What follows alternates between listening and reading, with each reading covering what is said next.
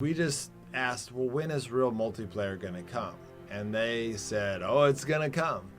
And we're like, great, it's going to come. 6 months later, we're like, is it going to come? A year later, 3 years later, we're like, what the heck? There was something that people did in League of Legends that I don't know if it worked perfectly, but I wonder if it could work better in a survival game, where at the end of each game, you could report people, but they added an anti-report, like the opposite, where you could reward people for, man, they're so friendly, or they're so this. Okay, so to recap, y'all were saying that you work for what game company? Lila Games Studio, Lila, Lila Games. And y'all are working on a big super project, and were you saying that it's a survival game, or y'all just doing a side thing with survival games? We're just doing a study on survival games. It's not really a survival game. We don't know yet what genre we'll go with, but it's a shooter game. Okay. And we're still in the early stages right now. Okay. So a mobile first shooter eventually, which we move to PC, console, all of that. Yeah. Okay, so starting with mobile and moving on, kind of that seems to be the trend nowadays with Eastern gaming, as you start with mobile and you move, whereas Western gaming, people still stuck in the rut of going computer first and then eventually moving to mobile. Yeah, I think it's got a lot to do with the fact that in the Eastern markets, the hardware availability is much higher on mobile, right?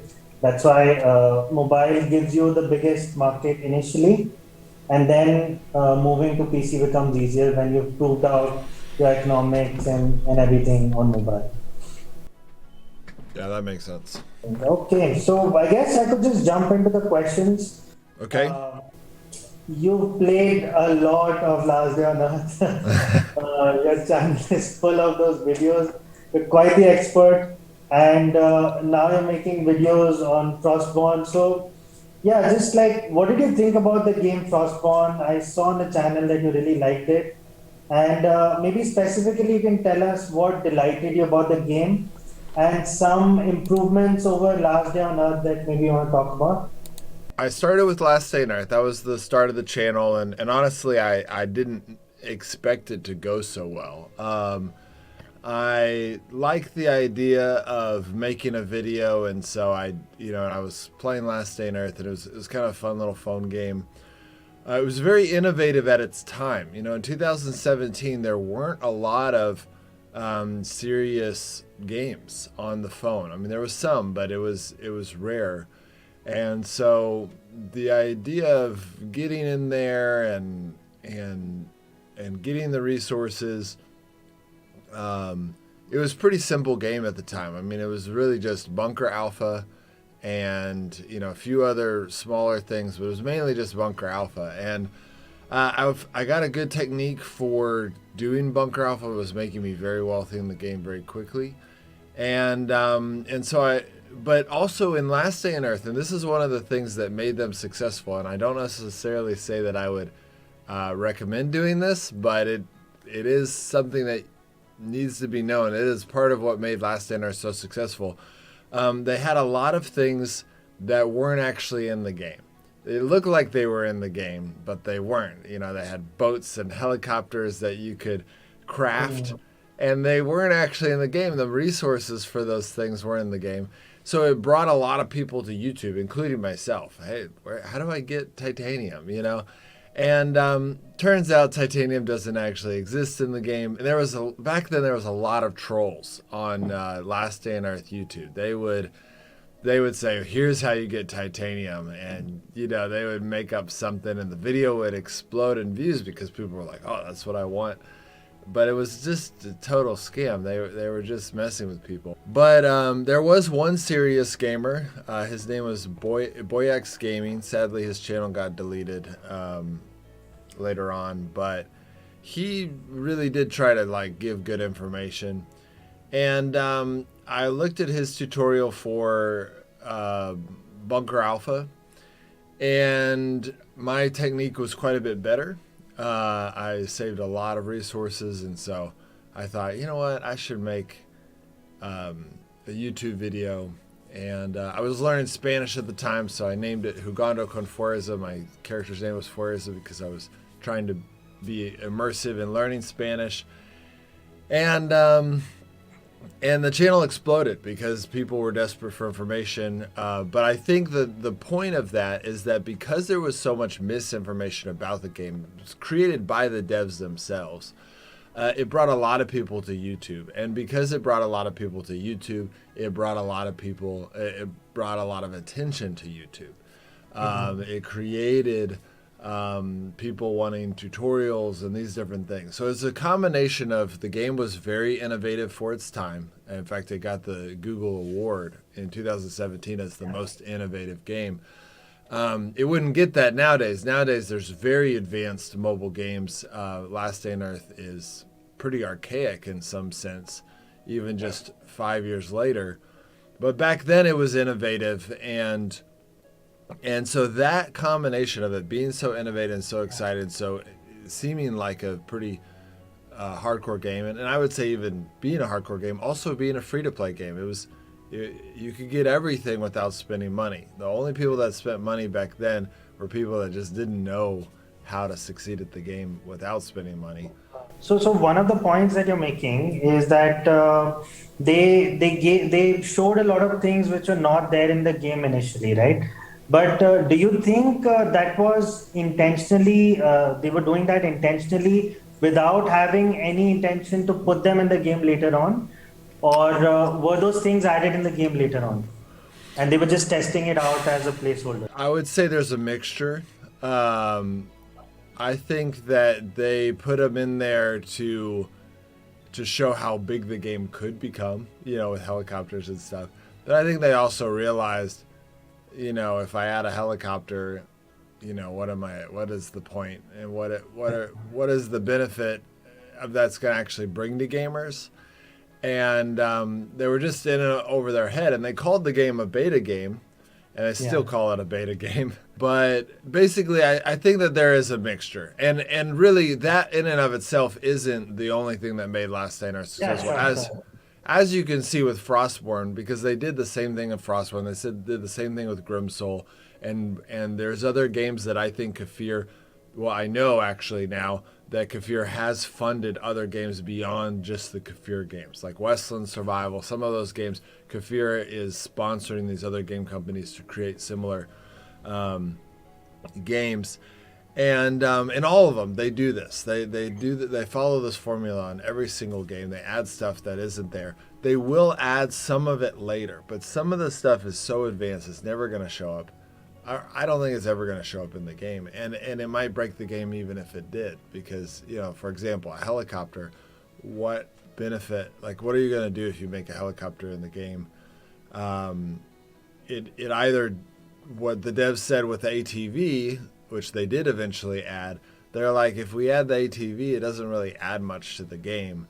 And so they also got stuck with bad technology. They used a server that didn't really host multiplayer.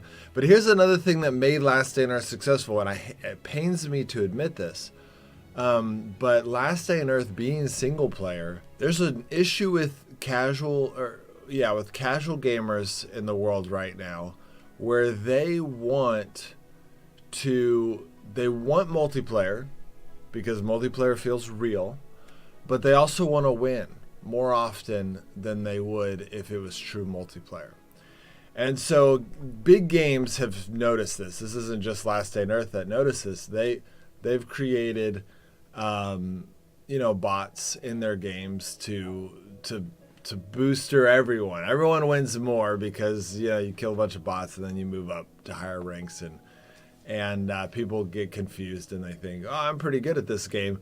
And it's really, no, you pretty much die every time you run into a real person, but it makes you feel good. And Last Day on Earth did that. They had AI characters that looked like real players and fooled all of us at one point. We were all fooled at one point. But then we finally realized it. But by the time we wanted real multiplayer and demanded real multiplayer, they didn't tell us this, but the game couldn't support it. Yeah. So then they created Frostborn, which has the dream multiplayer, all the stuff that we had been hoping for. But the problem with Google is Google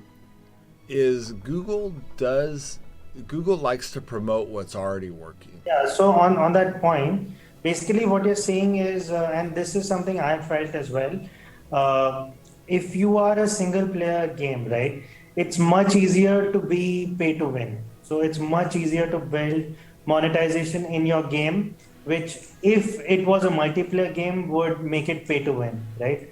So do you think that's true? Well, people would complain even about Last Day on Earth being pay to win, even though it wasn't multiplayer.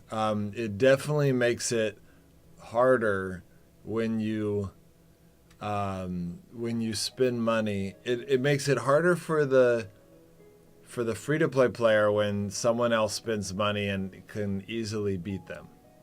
Right. It makes it hard for the paying customer when they buy something, and like in Frostborn, a few free-to-play players that play smart can gang up and take the stuff from the pay-to-win player, and then basically they just lost everything they paid for, you know? So that's been part of the issue that Kafir's had to deal with their games, is how to balance that. It's difficult. What I'm really hoping for is that when someone does create a good game, that they do try to. I mean, I think mobile games are the future, and I think a lot of people are distracted by how much money you can make in mobile gaming, that they lose the Fortnite. You know, the feel of Fortnite. The Fortnite, and I think even Fortnite did it accidentally, but Fortnite had a game that people could pay for, and then they had a mini game that they thought, we're just going to make this free. And people, that just allows for the most viral growth you can have when you have a free game. And Fortnite makes more on skins than 99% of the world makes on their games, because they made a good game that was free.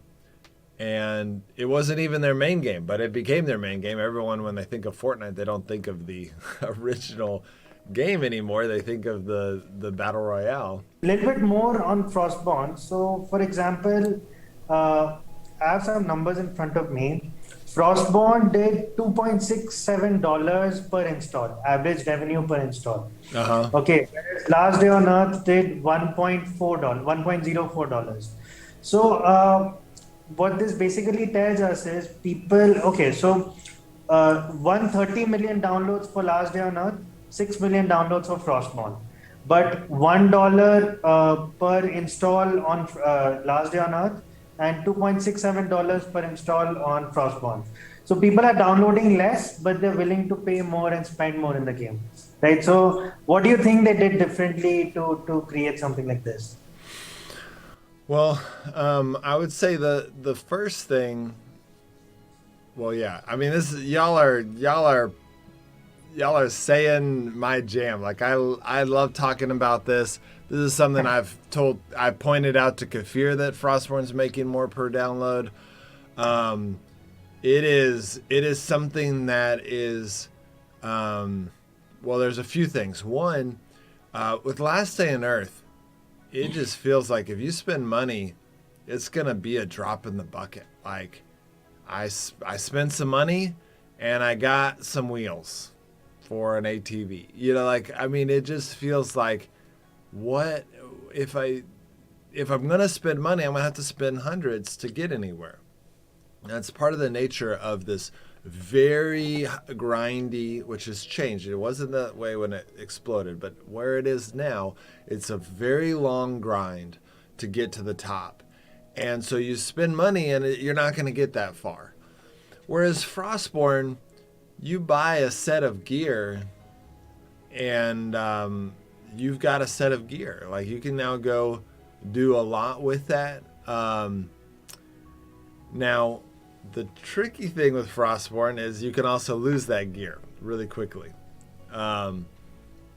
And that's where, it can get a little tricky. So yeah, there's several aspects of Frostborn and how you spend money. You actually can't just buy the best PvP gear just by spending money. There's one thing you can spend right away, and a lot of people do, and that is buying a stronger base. People are worried about getting raided. And there's been some flack about getting raided. Personally, I like it, but I think that there also, it makes sense that people would have issues with it because they're worried about losing all their stuff. But you can spend money to buy better walls and make it harder to get raided. So that's one source of revenue. Which, on that note, let me just divert real quick. I do think that there is something to be considered as y'all look into creating a game. There's something to be considered about a Rust type timeline, because in Frostborn, one of the beautiful things is you can advance pretty quickly. But I think putting a time limit where it ends in 60 days, 30 days, whatever it is, and then giving people awards saying you won, you were able to hit level 100, you got a badge for hitting level 100, you hit this thing, you did this thing, you did this thing. There is something really profound about that, and then they want to play again, and they're going to be way better at advancing way faster. They're going to get in there quickly.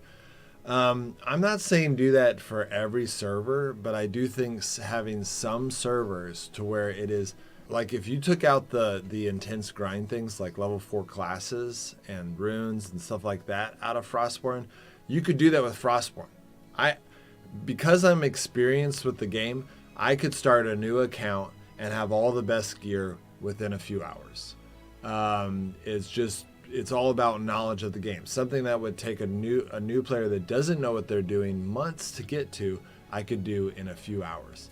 That's something I love about Frostborn, and I think that there is something very Rust-like about that. If you made it a little 30-day blank and then it was over, it would fix a lot of the free-to-play, pay-to-win aspects, because let's say you're getting them to, they're upgrading their base. Well, they would still some of them would still do it, less would do it, but the other person would be like, well, it's all going to reset in 30 days anyways. Just asking one more question on this. How much of a draw do you think multiplayer is for players? For devs? No, for people who like survival games. So people who play stuff like Last Day on Earth and Frostborn, how much of a draw do you think multiplayer is for them? How much do they value it? I would say for serious gamers, it is almost everything. I mean, in Frostborn, people, unless you do something amazing like kill Skull solo, they don't care about your PvE accomplishments. They care you are either nothing or somebody if you are good at PvP. Non-serious gamers, more casual gamers, it's trickier because they will say that it's so important. They will imply that it's so important, but then they also get really frustrated when they die. And so it's kind of tricky. I think creating a situation where PvP is an option is crucial. So, for example, there's a game right now called Craft of Survival, and I was really excited about it because it was pretty much a single player game. But they had some dynamics and skills and stuff like that, and their plan was to create an arena to where you could do 3v3 battles with friends. So you take your single player characters with all the gear that you've earned, and then you PvP battle like in Frostborn in the 3v3 or Frostborn's 4v4, and you get to work as a team. You got healers, you got damage dealers, you got tanks, all that stuff. I was really excited to see how it would play out because I thought it was going to be possibly the best of both worlds. They started having some complications with their multiplayer, which is probably part of the reason why multiplayer is so rare, is that there's just a lot more things that can go wrong when you're trying to make, everyone match up. But I think that there is something really that could have been really amazing about that, and maybe they still will do it. They haven't talked about the arena in a while, and they kind of postponed the project. But I think that a single player game like Last Day on Earth, eventually the advanced players say, what is the point? Why am I doing this? Like, what, am I just going to keep accruing for no reason?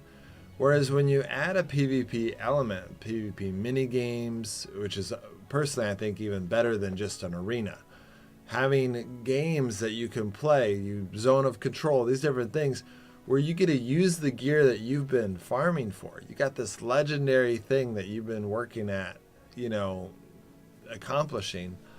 And then you bring that into this game and you get to use that. That feels like, oh, this was the purpose of all that grinding, all that working that I did. I now have purpose because I can go to the arena and I have this said advantage of my gear. I think that there's something really profound about that. I think it adds purpose to all the grinding. Sure, that makes a lot of sense. You had a question on crafting, didn't you? I do. I have actually maybe a couple of different ones. Yeah, go ahead. Starting off with, so when you did find out that Last Day on Earth was filled with bots, what was the reaction, like you and the community in general? How bad was it? Because it was a beta game and we didn't have any baggage with Kafir. Like, Kafir was a new company that we just asked, well, when is real multiplayer going to come? And they said, oh, it's going to come. And we're like, great, it's going to come. 6 months later, we're like, is it going to come? A year later, 3 years later, we're like, what the heck? And then Frostborn comes out and we're like, oh, so you weren't working on Last Day on Earth multiplayer, you were just making Frostborn. That's when the information about the technology, that Last Day on Earth struggled with the technology. Ironically, Last Day on Earth did end up coming out with some multiplayer. It's very lacking compared to Frostborn, but there is some aspect of it. And, but basically we all got, we lost a lot of trust in Kafir. Well, the gaming community did. I don't know if I did, because I knew about Frostborn a little earlier on before I became, and so I knew that they were working on something and I was excited about it. But I am sad, just because, again, I really was hoping Frostborn would take off better than it did. And so, but it's still awesome to have it. But they also, like, Frostborn has refused to add an arena, which even in Frostborn, even though it has multiplayer, there's been a lot of times that right now there's a season going on in Frostborn that's been absolute blast. And the reason for that is because the goal of the season is to get something in the zone, and you go do it, and then you leave the zone, and if you never run into any PvP, you're fine because you get the reward. But if you run into PvP, then it's also fun because you get the PvP. That is where Frostborn really succeeds, and an advanced player doesn't get that. Right now they're getting that in Season 7, but they're not getting that because they already have everything in that zone. So they're just going into that zone to get PvP, and it's quite miserable because you could spend 30 minutes to 45 minutes just looking for PvP, and then you finally find something and it's like a guy who's naked and it's not a challenge, So the idea of being able to find something that is a good fight, that feels like a good fight, is a problem with Frostborn. And so that's why we've asked them to add an arena or some kind of mini game, because even though multiplayer is integrated throughout the whole game, it's still not necessarily a guarantee that you're going to find a good PvP fight, which is different than a game like League of Legends or really any of the great games, any of the Battle Royale games, any of those games. because there it's like you go into a match and you know you're gonna find a good fight somewhere. If you're high enough rank, if your rank matches your skill, you're gonna find a good fight, and that's the benefit that this game doesn't have. They need to have some kind of element to where we can find the fight you're looking for. So maybe just moving on to talking about crafting, right? Like how much do you think about crafting when you come across it in any of the survival games or any game that you generally play? Like, is that something that attracts you, or is it just like, oh, this is just part of it? Yeah, no, I think crafting is a big part of survival games. So here's the thing. With survival, when you craft something, it feels more like survival. It is the epitome of survival because you went and killed that deer and got the hide. You went and got the fiber and made it into cloth. And now you are combining that for armor. And that armor has perfect durability. There is something really beautiful about that. It feels like you went and did something, but you don't want to make it too laborious. So I think that if I were to create a game on my own, I would have a heavy emphasis on crafting.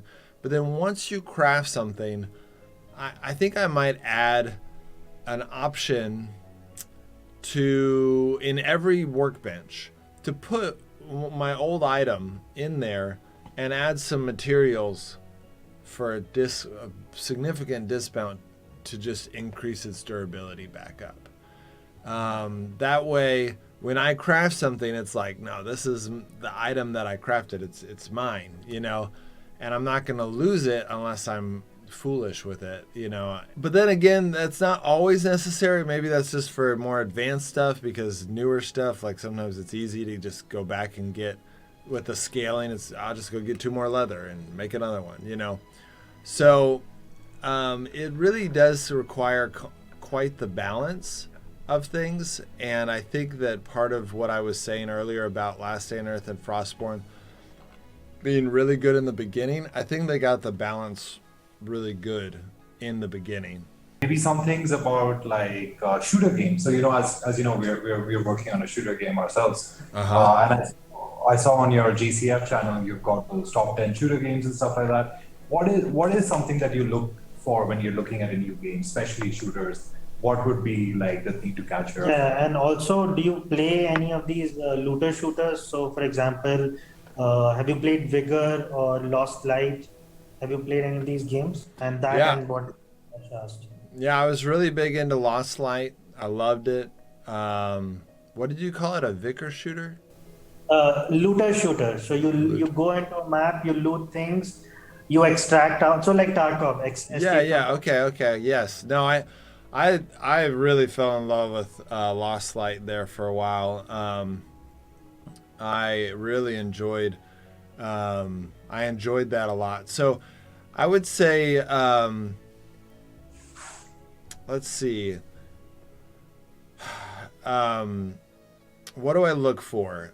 So for me, again, I've told you guys this before. I look for a sense of accomplishment. I like, Lost Light partially because you get a good stash and you get that extraction and it locks in. You're like, yes, I got this. This is mine now. That feels really good. So I guess for me, a sense of value of what I'm getting. That was something that Lost Light did well. Like they show, when you click on it, it shows you the price that it's worth, at least their designated price. It might not actually pan out that way in the market, but you get a decent feel. And then later on, as you get more experience, you're like, "Ooh, this says it's only worth 30,000, but I know that I could probably sell it for $1 million because people are desperate for it." And so you grab it, knowing it's even more special in some ways because it's like, but to give you that cheat sheet in the beginning, be like, "Oh, this is worth something." That's really helpful. gives you that bearings. So yeah, that is helpful.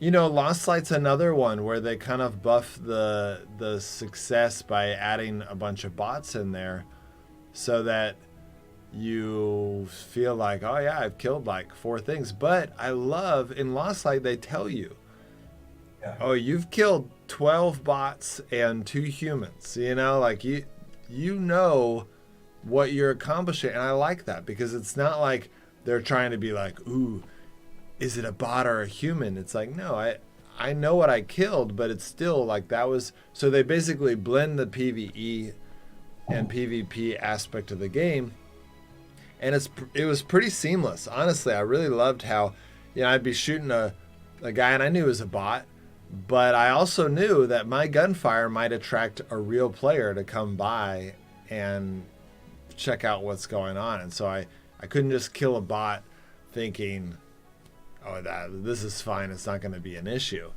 So I really liked that. I like team games. It's hard for me in my busy schedule to always get a team together, but man, I love it when I'm working with the team. Another thing that was cool about Lost Light was the fact that when you played solo and you killed someone, you could get them to join your team, like force them to join your team. That was kind of fun aspect. Shooter games on the phone have gotten so good. They just have a really good system for, like, I don't know, I just feel like they just copy and paste it from game to game, but it's just a good model. The especially Tencent and NetEase, they just have a good model for a first person shooter or third person shooter. And so yeah, graphics have something to do with it for sure. But I think the thing that keeps me there, like early on, it's graphics, it's playability, but what keeps me there is that sense of value in what I'm getting. If I went in and I'm just like, man, I've just been searching this zone and I never get anything good. In Lost Light, I feel like I finally got to the point where every time I'd go in, unless I died, I'd always find something good that I could take out, and that was cool. I have maybe one more question here. So, like, out of all the monetization methods, right, that these games come with, what's the one that you feel the most comfortable? Is it like a battle pass, or is it like those event-based bundles that you get, or just items separately? What would you be? And you're talking about just games in general, or Last Day on Earth and Frostborn?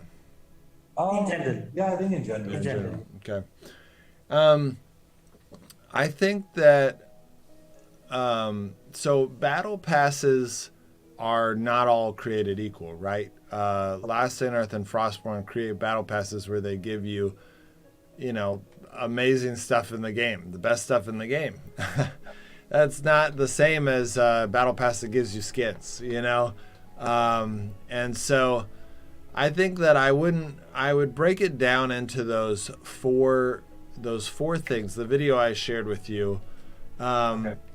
I think that those are the things that I just feel like if you do it well, you could do all 4 of those in the same game. And if you do it well, people are going to say, you know what? Bravo. Like, they're going to value, and personally, I don't spend money on a game when I feel like, and I don't think I partially don't do this because I'm a YouTuber, but I don't think I would do it even if I wasn't. I don't spend money on a game when I know I'm getting an advantage over someone because it feels cheap. If I can just buy a gun that is amazing, unless everyone else is doing it, and then maybe I might do it to become equal. So that may be the change, but it's most of the time I like to buy things when I feel like this is making me equal to you. So when I mentioned, I can't log on every day, this pass will make it to where I get the benefits when I don't play. That is the type of stuff that I love to buy. I'll buy it almost in fact, I'll buy it almost instantly, because as someone who's busy but has money, that's what I feel like, great. Keep me up with the free-to-play players, the people that don't have a life, that aren't taking care of their kids, that don't have a job. Those are the people I can't keep up with. So if you can create a pass or a subscription or something that says, hey, we may not be able to keep you up with them completely, but we'll make it to where you're not so disadvantaged you can't even compete with them anymore. And the free-to-play player isn't going to care as long as it doesn't give me that advantage, and then I can also play. Then they might be like, well, he's getting this reward, but then he's also logging in and getting more the rewards I'm getting, so he's getting above what I'm getting. You'd have to make it to where it's like, well, you don't log on, for a certain amount of time.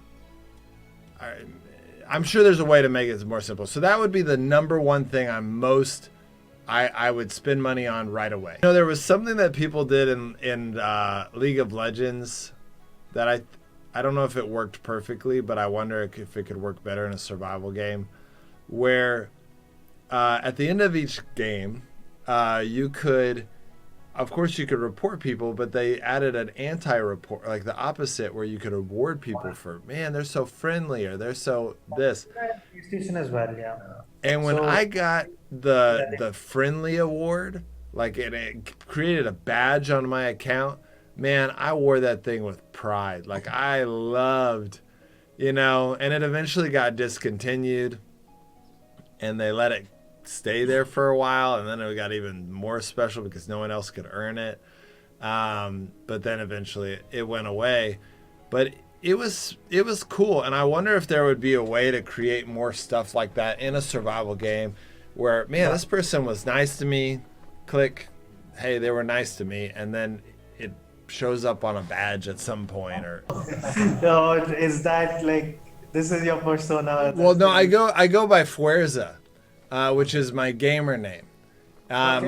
My wife has asked me to keep my identity secret, so that's why I wear the glasses and That makes sense, yeah. all that stuff. Now, in the email, I may, like, as if we continue to develop, as y'all develop this game, and if y'all have just one-off questions you want to just send in an email, we can continue to develop this relationship. I always love developing relationships with developers. Obviously, there's a good relationship opportunity there.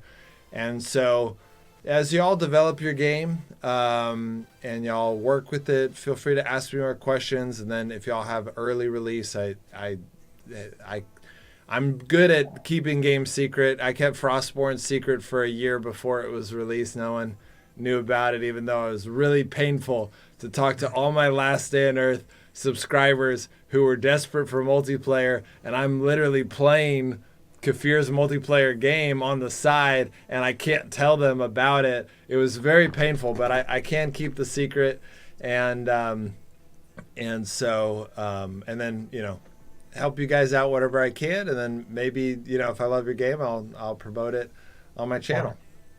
Sure. Yeah, and we would love to develop the relationship as well. And we had some pretty good insights from you today. Yeah. So yeah, I think all in all, a very useful session. Thank you, JCF, and have a good day. Thank you.